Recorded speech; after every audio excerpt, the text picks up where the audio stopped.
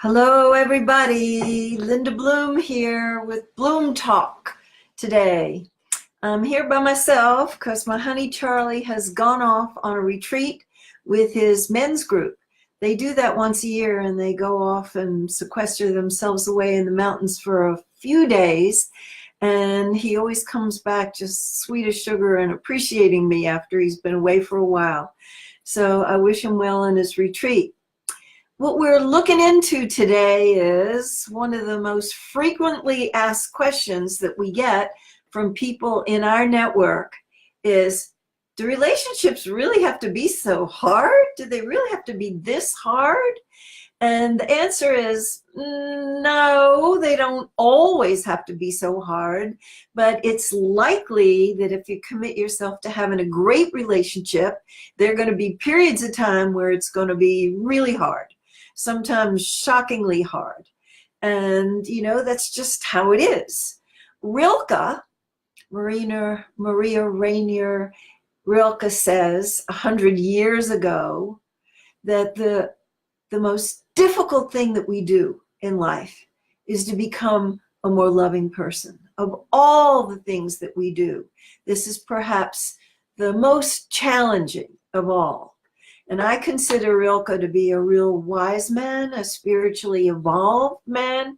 And for him to say so, as well as other people who I have a high regard and a high respect for, and they say relationships can be really difficult and challenging, I find it comforting because Charlie and I have clearly had some very difficult times in our 50 years. Fortunately, it's been really, really easy and enjoyable and delightful for a long time. But particularly in the beginning, after we had been together about 12 years, we had a really rough patch. And so we're both good students and we paid attention and we learned that there are many, many, many things that we have to become masterful in to be eligible for a great relationship over time. And a lot of this is going on kind of unconsciously below the surface. For instance, we may have a commitment. I want to have a great relationship. I want to come from whatever it takes, full-hearted commitment. But then there's a competing commitment that's kind of hidden from view. I don't want to have to work this hard. So we have to examine what's just cooking below the surface. See if there's some things that may be tripping us up. When we take a good look, we might hear some grumbling in the mind. And it sounds like, oh, I'm not cut out for this relationship business. This is just not for me. Or I know I've got the wrong person. They're my soulmates out there. I'm going to find them. I'm going to find her. And it's going to be easy with that person. We're going to know each other so well. We're going to intuit each other's needs. We're going to be so generous of spirit that we won't fight and it's going to go easier.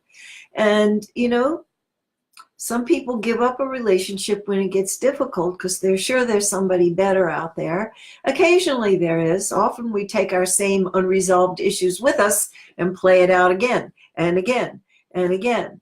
So not every relationship deserves to be saved. But if we feel that the relationship that we're in has some good raw materials, we need to roll up our sleeves and get to work.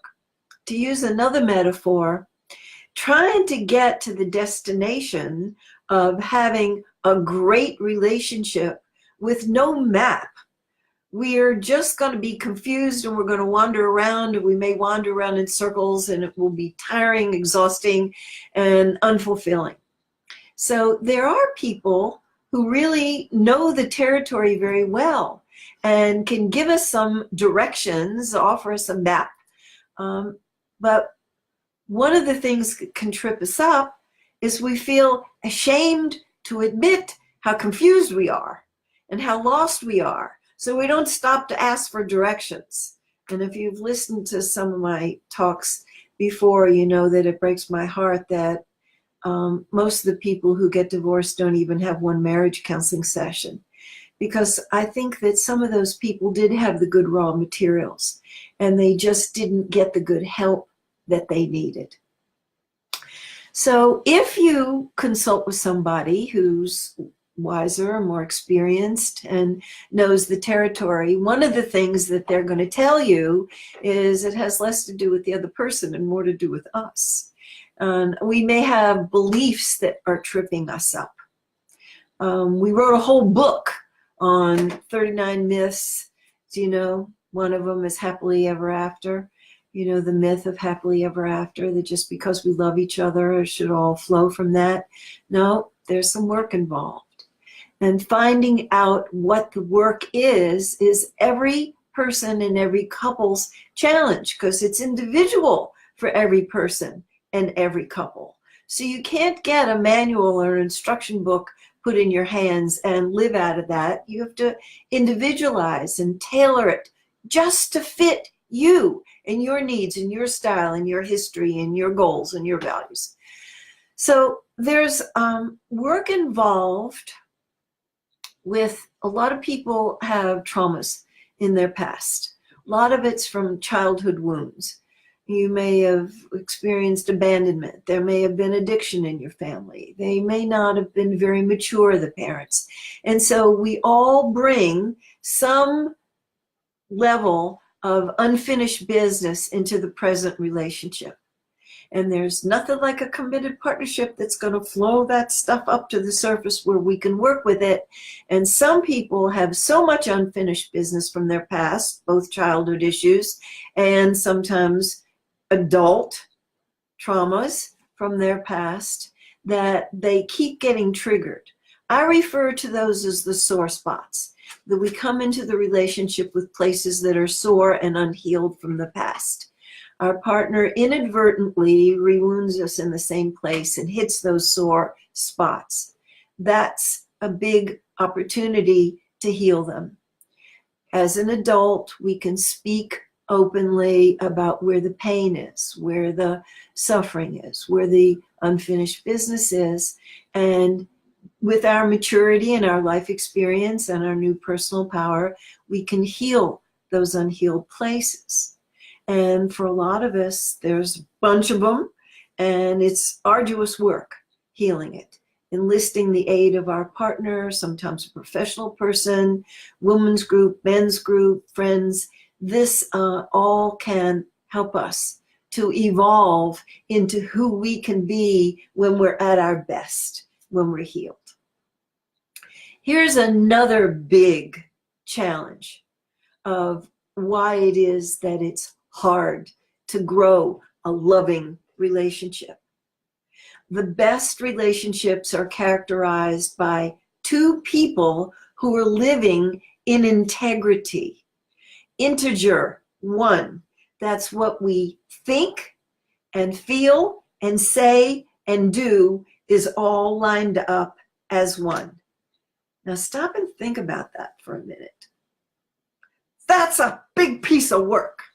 And so anybody who's made a commitment to live in integrity as an individual and then gets in league with a partner who is committed to living in integrity and to have everything they say and do and feel and think lined up as one, you know, that is a mighty commitment. That is a mighty declaration to make.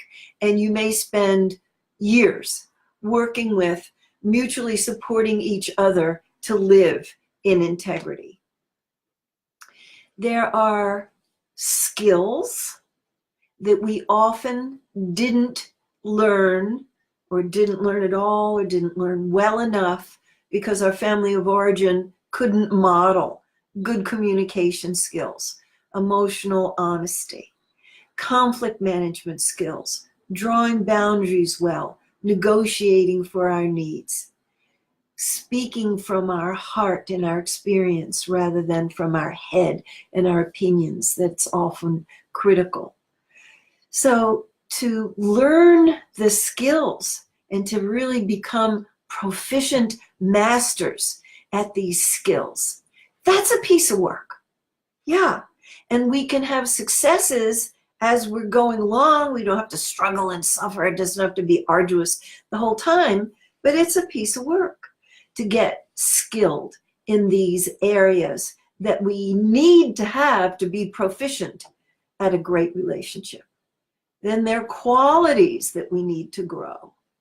No blame on our parents if they didn't model these qualities for us. Their parents didn't model them for them.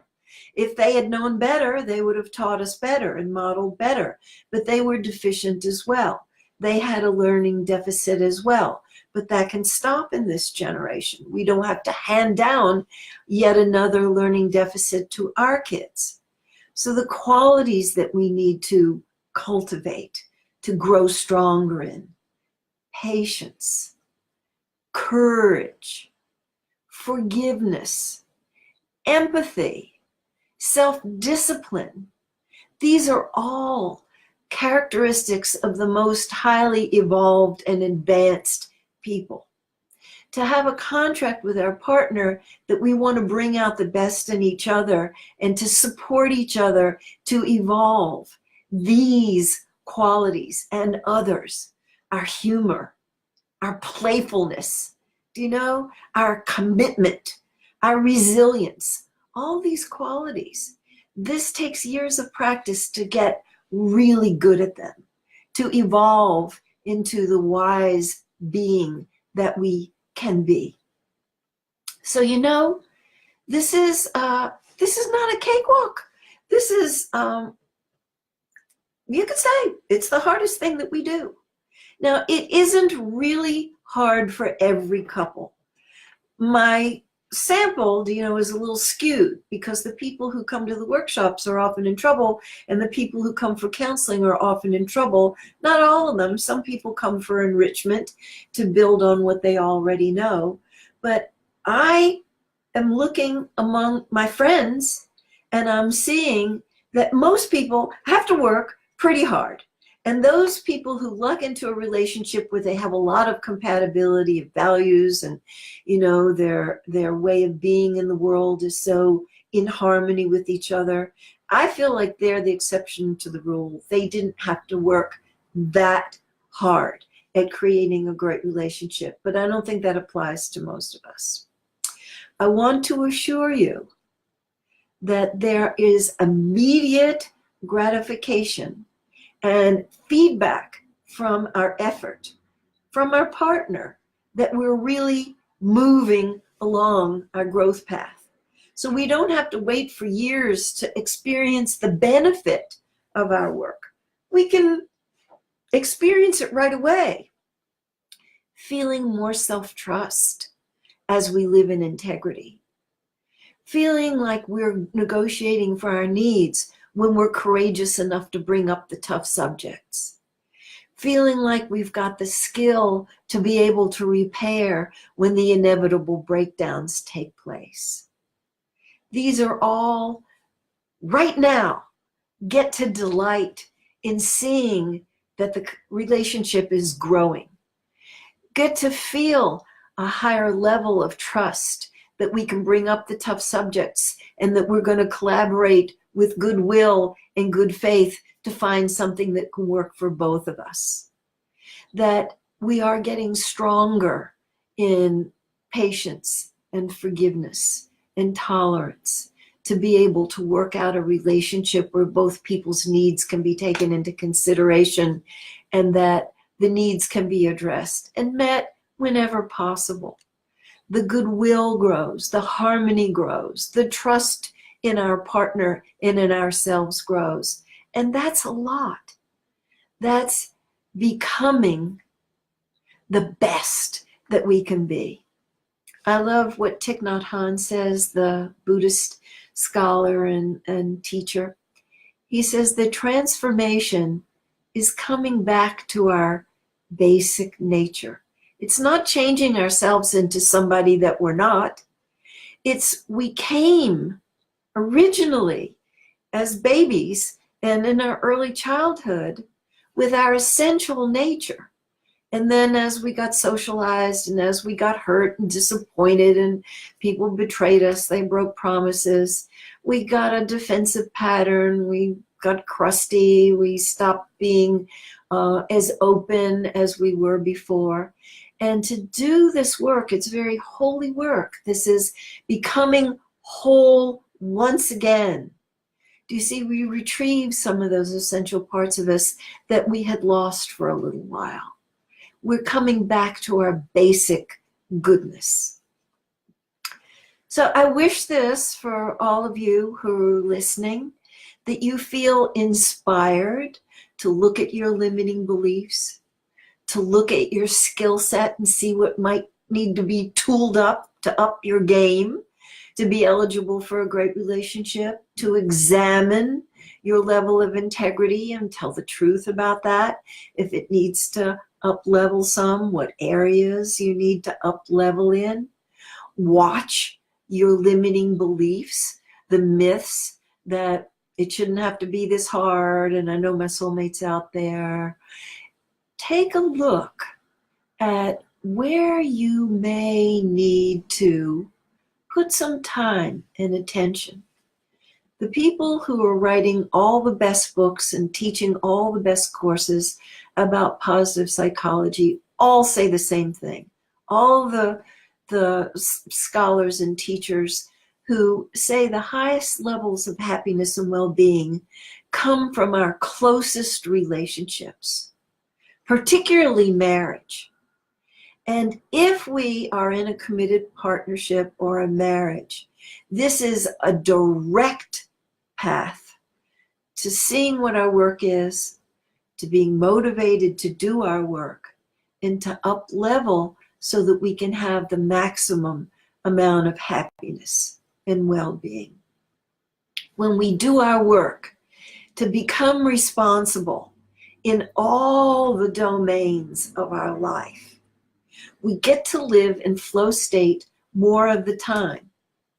And flow state is the highest level of happiness that we can attain. We're in the flow state when all of our life experience and all of our skill set comes to bear on a challenge. Now, the challenge can't be way beyond our skill set or our anxiety will do us in. But if it's below our level of skill, we're bored. There's a sweet spot where we're challenged, but our skill set is coming into play. And we're so engaged in the process, whatever it is. You can be in flow state when you're doing an athletic event. You can be in flow state when you're doing a speaking engagement or teaching. You can be in flow state when you're conducting business or making music or singing a song. But I'm talking about being in flow state in your partnership. That the way you're relating with another human being is calling into play all of those experiences that you have learned from along the way to become competent for a great relationship. And you meet the challenge because they may have a different set of needs. They may have a different set of desires. They may have a different set of preferences. Sometimes people in committed partnerships even have different values or visions for their life. And so you bring your experience and your competencies to the challenge of co-creating something that can really work well for both of you. And there's an extreme delight and feeling of satisfaction when you're playing such a win-win game. I can't say enough about the beauty that is that experience. And I know everybody who's listening has had moments when they've been in the zone, the athletes call it, where everything is just moving in the way that it needs to move. It seems like there's some force that's helping you go with the flow. You're not going upstream, and it's not even that difficult when you are in the flow state because you are so engaged in the process that that's all there is. Everything else fades away worry fades away, self-consciousness fades away, lack of trust fades away. You're just completely present in the moment. And to have more of those moments, I think that's really worth working for. Can you imagine anything that's worth more? And in addition to that, we can inspire the people who are around us. It's a great gift that we give our kids, a model of a working partnership. It's a gift to be a beacon of light to the people around us who may have doubts about their relationship, who may think they're not cut out for relationship, who may think they've got the wrong person, who think it's too hard and it's not worth the trouble. That you can be a glowing example of what's possible when you take responsibility for doing your own work, writing your own script, making your own map, devising your own recipe. And it's very individual for every couple. They need to vision together and collaborate together and be the good collaborateurs. So they put their visions together and their action plan together, and they see the qualities that they want to cultivate and how they're going to support each other to cultivate those and reinforce the growth pattern, to be the believing eyes for each other that we can do this. I know we can do this. If we line up our commitments together, we're an awesome pair. And of course it's going to be fall down, get up, and begin again and begin again and begin again. But we can do this. And the results that start to come in become reinforcing. So it doesn't even feel so difficult and arduous to keep doing it because the rewards are so plentiful. So don't take my word for it. Look to your own experience and see whether you have this in your frame of reference, and then tell the truth about what your growing edge is and what your work is to do.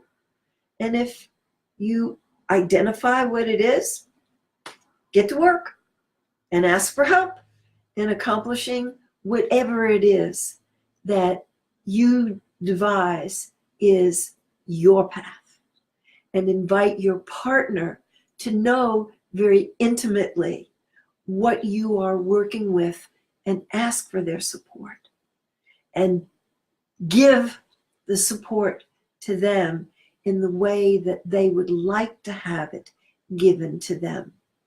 Always with compassion, always with empathy and warmth, always bringing as best we can our best self to the relationship, to be the collaborateur that we are hoping that they will be for us.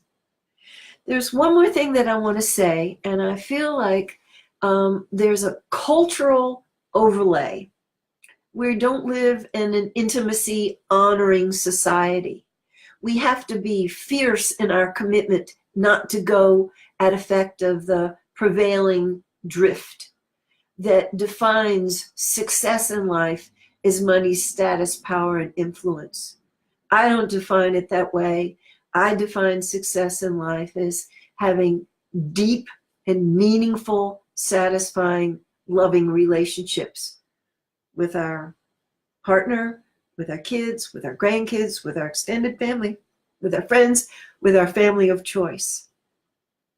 If we do not go at effect of the prevailing view and put our attention towards material, accomplishments, and we put it in the matters of the heart, we're doing ourselves a great service. And I'm speaking particularly to the women right now. We're well into the 21st century, and there still is not enough encouragement for women to step into the leadership role. And because we get a different message from the culture and get more permission to pay attention to what relationships really need in this domain, to have relationships grow more harmonious and easy and rewarding, women are going to need to step into the leadership role because we know a lot about what the relationship needs to thrive and be such fabulous teachers that we invite our partners to take influence from us and to join us in that commitment. So it's not about being pushy or aggressive, but assertive, yes. Committed, yes. And to be what we want to see. You know how Gandhi says, be the change that we want to see in this world. To model for our partner, living with an open heart, making the safe space, bringing up the tough issues, inviting them to join us in the mighty commitment to have a golden relationship, the best that it can possibly be. So that's about it for this presentation.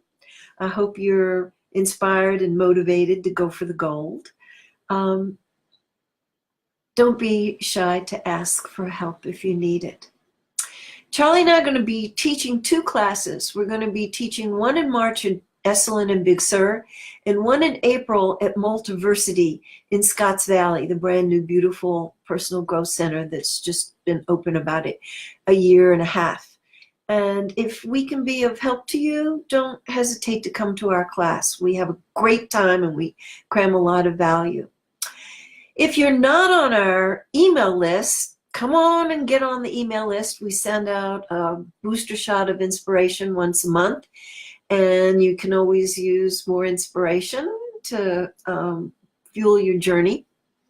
And we send out 3 wonderful ebooks, one about sex, one about ending arguing, and the other one is about the 10 things that we wish we knew when we got married. And they can be downloaded from your computer by giving us your email address. And also, I want you to know what the topic is for next week, and Charlie will be back from his retreat. The title is Feeling Unappreciated, Taken Advantage of, or Overburdened. So we've all been at that place where we feel kind of worn out and exhausted because we feel like we may be doing too much in our life or doing too much in the relationship, and how to get the balance back in our life if we're feeling that unappreciation. Okay, so tell your Facebook friends to tune in and listen to Bloom Talk. They're all archived, and even your friends who don't play on Facebook can see it on YouTube. So I'm wishing you all the best, and go for the great relationship. It's worth the work.